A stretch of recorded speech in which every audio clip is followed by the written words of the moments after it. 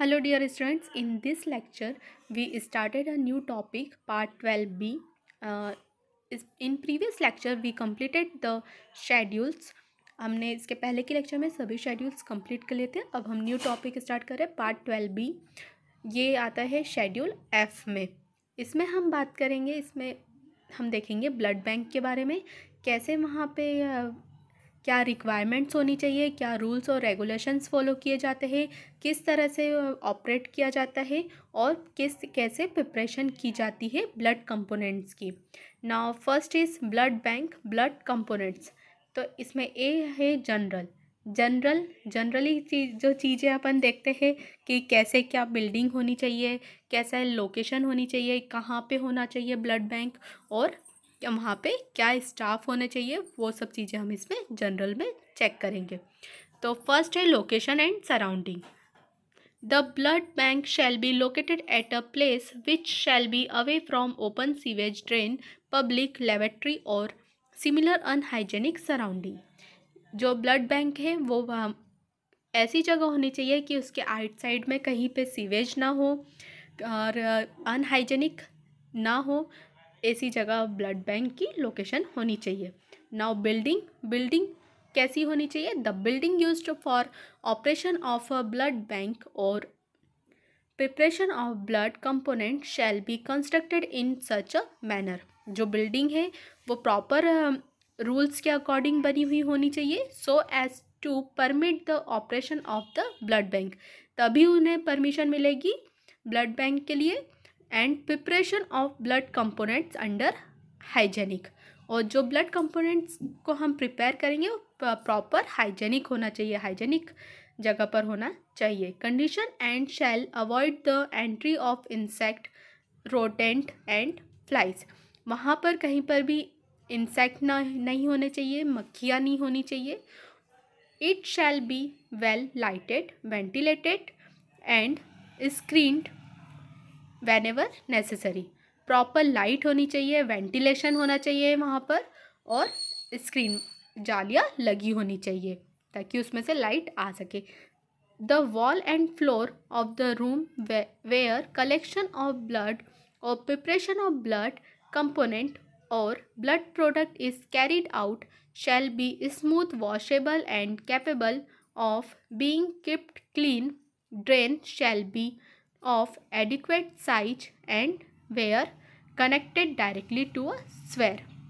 क्या होना चाहिए? जो ब्लड बैंक के जो लिए जो रूम है वो प्रॉपर, जो उसकी वॉल है वो प्रॉपर वॉशेबल होनी चाहिए. ऐसी होनी चाहिए कि हम उसे अच्छे से वॉश कर सके, स्मूथ होनी चाहिए और वो क्लीन होनी चाहिए.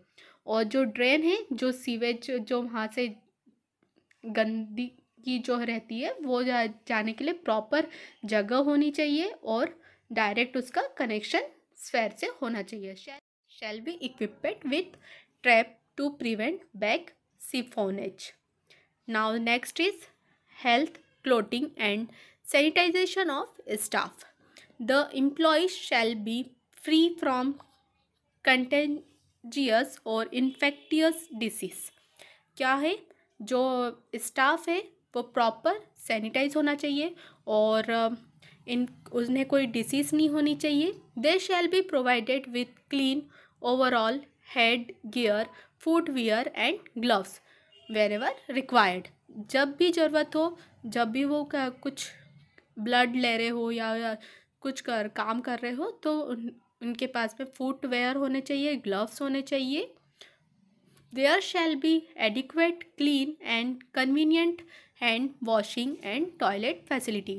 उन्हें प्रॉपर हैंड वॉशिंग और टॉयलेट फैसिलिटी होनी चाहिए और उनके कन्वीनियंट के अकॉर्डिंग होना चाहिए. नाउ बी, पहले हमने देखा जनरल, अब हम देखेंगे accommodation for a blood bank. क्या क्या ज़रूरत होनी चाहिए ब्लड बैंक के लिए? A blood bank shall have an area of 100 square metre, 100 square metre होना चाहिए. It operation and an additional area of 50 square metre. और प्रिपरेशन ब्लड कंपोनेंट्स के प्रिपरेशन के लिए जो रूम होना चाहिए वो कितना होना चाहिए? 50 स्क्वायर मीटर होना चाहिए. It shall be consisting of a room each for registration and medical examination with adequate furniture and facility for registration and selection of donor. Registration और मेडिकल एग्जामिनेशन के लिए प्रॉपर फर्नीचर होने चाहिए और जो donor है उनके लिए रजिस्ट्रेशन के लिए और डोनर सिलेक्शन के लिए प्रॉपर फैसिलिटीज़ होनी चाहिए, प्रॉपर रूम होना चाहिए, जगह होनी चाहिए। ब्लड कलेक्शन के लिए एक प्रॉपर रूम होना चाहिए। ब्लड कंपोनेंट प्रिपरेशन, जो ब्लड कंपोनेंट प्रिपरेशन है उसके लिए जो रूम होना चाहिए उसका टेम्परेचर 20 डिग्री सेंटीग्रेड से 25 डिग्री सेंटीग्रेड होना चाहिए।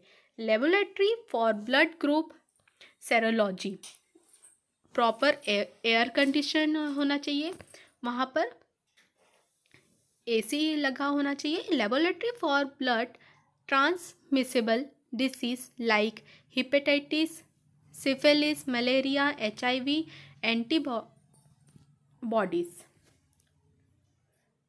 स्टेरिलाइजेशन कम वॉशिंग, ठीक, ये सब चीज़ें वहाँ होनी चाहिए। ये सब स्टेरिलाइजेशन कम वॉशिंग होनी चाहिए। रिफ्रेशमेंट कम रेस्ट रूम, एक रेस्ट रूम होना चाहिए, एक स्टेरिलाइजेशन रूम होना चाहिए, एक स्टोर कम रिकॉर्ड, एक स्टोर रूम होना चाहिए। तो वहाँ पे प्रॉपर रिकॉर्ड होने चाहिए सभी चीज़ों के, ये सब चीज़ें, ये सभी रूम वहाँ पर होने चाहिए ब्लड बैंक में। Now next is personal. Every blood bank shall have following category of full time component technical staff. जो भी स्टाफ हो उनके लिए क्या होना, जो कैटेगरी है कि किस तरह से उनकी क्या एजुकेशन होनी चाहिए, क्या क्वालिफिकेशन होनी चाहिए, वो सब चीज़ें इसमें देखेंगे। ये किस में आएगा, पर्सनल में। मेडिकल ऑफिसर, जो मेडिकल ऑफिसर है, processing the qualification specific in condition of rule 122G, 122G के अकॉर्डिंग उनकी क्वालिफिकेशन होनी चाहिए। इस रूल के according blood bank technician processing, जो ब्लड बैंक टेक्नीशियन है उनके लिए क्या क्या रिक्वायरमेंट होनी चाहिए, क्या उनके लिए क्या क्या होना चाहिए कि क्या, तो ये देखेंगे। Degree in medical laboratory technology, उनके पास में प्रॉपर डिग्री होनी चाहिए MLT से, और उनके पास 6 मंथ का एक्सपीरियंस होना चाहिए in the testing of blood and और इट्स कंपोनेंट, और उनके पास में 6 मंथ का एक्सपीरियंस होना चाहिए ब्लड टेस्टिंग के लिए। डिप्लोमा इन मेडिकल लेबोरेटरी, उनके पास में डिप्लोमा भी होना चाहिए MLT से, या तो फिर डिग्री होनी चाहिए या डिप्लोमा होना चाहिए with 1 year experience in the testing of blood. अगर उनके पास डिप्लोमा होता है तो उन्हें 1 ईयर का एक्सपीरियंस होना चाहिए, और इट्स कंपोनेंट द डिग्री और diploma being from a university institute recognised by the central government और स्टेट गवर्नमेंट। और उनके पास में जो डिग्री और डिप्लोमा होगा वो ऐसे इंस्टीट्यूट से होना चाहिए जो कि सेंट्रल गवर्नमेंट और स्टेट गवर्नमेंट से रिकॉग्नाइज्ड हो। रजिस्टर्ड नर्स, जो वहाँ पे नर्सेस काम करते हैं, वर्क करते हैं, वो क्या, उनके लिए क्या क्या रिक्वायरमेंट है, मतलब वहाँ पे प्रॉपर रजिस्टर्ड नर्स होने चाहिए। नाउ टेक्निकल सुपरवाइज़र, जो टेक्निकल सुपरवाइज़र होने चाहिए उनके लिए क्या रिक्वायरमेंट है, degree in medical laboratory technology, उनके पास में डिग्री होनी चाहिए MLT से with 6 year experience in the preparation of blood component, उनके पास में 6 मंथ का एक्सपीरियंस होना चाहिए, 6 मंथ का एक्सपीरियंस होना चाहिए। Diploma in medical laboratory technology, या तो फिर उनके पास में डिग्री हो या डिप्लोमा हो, और 1 ईयर का एक्सपीरियंस होना चाहिए, और ऐसे इंस्टीट्यूट से होना चाहिए जो कि रिकॉग्नाइज्ड हो सेंट्रल गवर्नमेंट और स्टेट गवर्नमेंट से। अब मेंटेनेंस, इसे किस, अब हमारे पास में लोकेशन हो गई, मतलब जनरल बिल्डिंग हो गई, स्टाफ हो गया, उनके प्रॉपर उनके पास में डिग्रीज हो गई। अब हमें क्या देखना है, मेंटेनेंस, कैसे मेंटेन किया जाता है। The premises shall be maintained in a clean and proper manner to ensure adequate cleaning and maintenance of proper operation.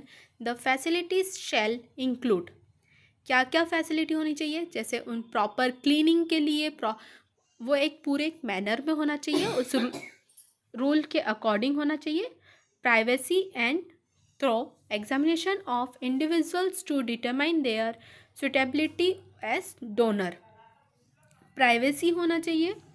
Collection of blood from donor with minimal risk of contamination or exposure to activities and equipment unrelated to blood collection. जो equipment use कर रहे हैं या फिर कुछ जो donor है उन्हें कोई रिस्क ना हो कि किसी बात का कंटामिनेशन ना हो. स्टोरेज ऑफ, जब ब्लड कलेक्ट करते हैं तब उन्हें किसी भी चीज़ से कोई कंटामिनेशन ना हो, इस चीज़ का ध्यान रखना चाहिए. स्टोरेज ऑफ ब्लड और blood component pending completion of test. Provision for quarantine storage of blood and blood component in a designated location pending repetition of those tests and initially give a questionable serological results. Provision for quarantine storage, handling and disposal of products and reagent not suitable for use. इसके लिए भी proper provision होना चाहिए. Storage of finish product prior to distribution or issue. Proper collection, processing, compatibility testing, storage and distribution of blood and blood component to prevent contamination. वहाँ पर proper collection के लिए जब ब्लड कलेक्ट कर रहे हैं तो प्रॉपर कलेक्शन के लिए उसकी पूरी प्रोसेस, टेस्टिंग से लेके स्टोरेज, डिस्ट्रीब्यूशन और जो ब्लड कंपोनेंट को प्रिवेंट करना चाहिए कंटामिनेशन से. ठीक है. Adequate and proper performance of all procedures relating to plasmapheresis, plateletpheresis and leukapheresis. Proper conduct of all packaging, labelling and other finishing operation. Provision for sale and sanitary disposal. जो वहाँ पे जो sanitary disposal है उसके लिए क्या क्या requirement होनी चाहिए. Blood and blood component not suitable for use, distribution और sale. Trash and item use during the collection, processing and compatibility testing of blood और ब्लड कंपोनेंट. उन्हें क्या करना चाहिए, जो ऐसे का जो चीज़ हम यूज़ कर चुके हैं उसे ट्रैश कर देना चाहिए. और जो ब्लड कंपोनेंट्स या ब्लड है जो यूज़फुल नहीं है उन्हें, और जो डिस्ट्रीब्यूशन या फिर सेल नहीं कर सकते उन्हें क्या करना चाहिए, डिस्पोज कर देना चाहिए. इक्विपमेंट में क्या है. Equipment used in the collection, processing, testing, storage and sale distribution of blood and its components shall be maintained in a clean and proper manner and so placed as a facilitated cleaning and maintenance. जो equipment हम use करते हैं उन्हें proper clean होना चाहिए, वो अच्छे से स्टोर करके रखा होना चाहिए, उनकी प्रॉपर क्लीनिंग की जानी हो चाहिए. The equipment shall be observed under standardised and calibrated. जो इक्विपमेंट हम यूज़ कर रहे हैं वो बार बार कैलिब्रेट होना चाहिए, और जो हम प्रोसीजर यूज़ कर रहे हैं वो किसके अकॉर्डिंग होना चाहिए, SOP के according. Standard operating procedure manual, जो मैनुअल है उसके अकॉर्डिंग होना चाहिए. The manner for which it was designed so as to ensure compliance with the official requirement as stated below for blood and its component. Equipment that shall be observed, standardized and calibrated with at least the following frequency. जो भी equipment use कर रहे हैं वो standardised होने चाहिए और calibrated होना चाहिए, टाइम पे कैलिब्रेटेड होना चाहिए. Temperature recorder, compare thermometer against.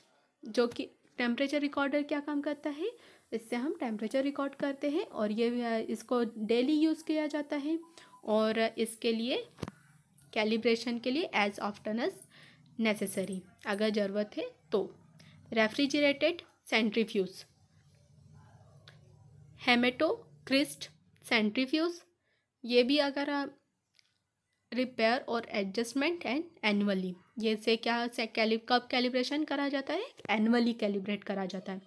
General lab centrifuge, ये सब इक्विपमेंट यहाँ पर यूज़ किए जाते हैं। Water bath, blood container, weighing device, autoclave, RH view box, laboratory thermometer, electronic thermometer, blood agitator, ये सब यहाँ यूज़ किए जाते हैं। ये सब इक्विपमेंट यूज़ किए जाते हैं। Supplies and reagents, all supplies and reagent used in the collection, processing, compatibility testing, storage and distribution of blood and blood components shall be stored at proper temperature in a safe and hygienic place। जो blood component, उनकी supplies और जो reagents होते हैं use कर किए जाते हैं, उनके बारे में अब हम पढ़ेंगे। तो वो प्रॉपर कलेक्शन होना चाहिए, प्रोसेसिंग होनी चाहिए, compatibility testing, storage, distribution of blood component shall be stored at proper temperature, उनके लिए प्रॉपर टेम्परेचर होना चाहिए। कितना टेम्परेचर होना चाहिए? 20 to 25, और हाइजेनिक प्लेस पे होना चाहिए। In a proper manner and in particular, all supplies coming and contact with blood and blood component intended for transfusion shall be sterilize, pyrogen free. जो भी ब्लड और ब्लड कंपोनेंट्स के contact में आते हैं वो प्रॉपर स्टेलाइज होने चाहिए, पायरोजन फ्री होने चाहिए, and shall not interact with the product in such a manner as to have a adverse effect upon the safety, purity and potency और इफेक्टिवनेस ऑफ द प्रोडक्ट। इसके ऊपर कोई adverse effect show ना करे, ऐसा होना चाहिए। Supplies and reagents that do not bear an expiry date shall be stored in a manner that the oldest is used first। Supplies और जो रिएजेंट यूज़ कर रहे हैं, do not bear an expiry date, जो कि expiry date, अगर उसकी expiry date चली गई है तो हम उसे यूज़ नहीं करेंगे, और जो ज़्यादा पुराने हो चुके हैं उन्हें यूज़ नहीं करेंगे। सप्लाइज, और जो पुराने हैं उन्हें हम पहले यूज़ करेंगे, देन फिर new. Supplies and reagent shall be used in a manner consistent with instruction provided by manufacturer। जो सप्लाइज एंड रिएजेंट्स है उन्हें, जो अगर हम उसे यूज़ करते हैं तो जो मैन्युफैक्चरर के अकॉर्डिंग जो इंस्ट्रक्शन दिए गए हैं उससे हमें फॉलो करना होगा। All final containers and closure of for blood and blood component not intended for transfusion shall be clean and free of surface solid and they are contaminated। जो हम कंटेनर या क्लोज़र यूज़ कर रहे हैं वो proper clean होने चाहिए और free of surface solids and other contaminated, जो मतलब वो कंटामिनेटेड नहीं होने चाहिए। Each blood collecting container and it's satellite container if any shall be examined visually for damage or evidence of contamination prior to its use, and immediately after filling such examination shall include inspection for breakage of seal with indicate and abnormal discoloration. Where any defect is observed, the container shall not be used, or if detected after filling shall be properly discarded। अगर आप जो container या फिर जो blood use कर रहे हैं, अगर उसका आपको लग रहा है कि उसका डिस्कलरेशन हो गया है, उसका कलर चेंज हो गया है, या फिर उसकी सील ब्रेक है, तो आप उसे यूज़ नहीं करेंगे। Container shall not be used, और इट डिटेक्ट आफ्टर फिलिंग, अगर वो आपको बाद में पता चलता है तो उसे क्या करेंगे आप? डिस्कार्ड कर देंगे, उसे फेंक देंगे। Representative sample of each lot of the following reagents and solution shall be tested regularly on scheduled basis by method described in standard operating procedure manual to determine their capacity to perform as required। अगर आपके पास जो reagents और solution है वो proper tested होने चाहिए के schedules के अकॉर्डिंग, और उसके जो प्रोसीजर आप यूज़ कर रहे हैं वो SOP के अकॉर्डिंग स्टैंडर्ड ऑपरेटिंग प्रोसीजर होना चाहिए, जो कि आप परफॉर्म कर रहे हैं। रिएजेंट्स एंड सॉल्यूशन, क्या क्या रिएजेंट्स और सॉल्यूशन है? Frequency of testing along with control, जो रिएजेंट्स और सॉल्यूशन हम यूज़ कर रहे हैं उसकी टेस्टिंग कब होनी चाहिए, उसके बारे में ये टेबल है। एंटी ह्यूमन सीरम, अगर हम एंटी ह्यूमन सीरम यूज़ कर रहे हैं तो ईच डे ऑफ यूज़, जब भी आप यूज़ करते हो तो उस दिन आपको उसकी टेस्टिंग करनी है। ब्लड ग्रुपिंग सीरम, इसकी भी आपको रोज़ टेस्टिंग करनी है। लैक्टिन की भी आपको रोज़ करनी है। Antibody screening and reverse grouping cell, इनकी भी रोज़ करनी है आपको डेली। सभी रिएजेंट्स की आपको डेली टेस्टिंग करनी है। सिफिलिस सेरोलॉजी रिएजेंट्स की भी, enzyme, HIV-1 and HIV-2 reagents, normal saline LISS and PBS, bovine albumin, इनकी सबकी आपको डेली टेस्टिंग करनी है। नाउ अब हम जी से नेक्स्ट इसमें पढ़ेंगे GMP, जो कि और SOP के बारे में अब हम नेक्स्ट लेक्चर में पढ़ेंगे। Thank you.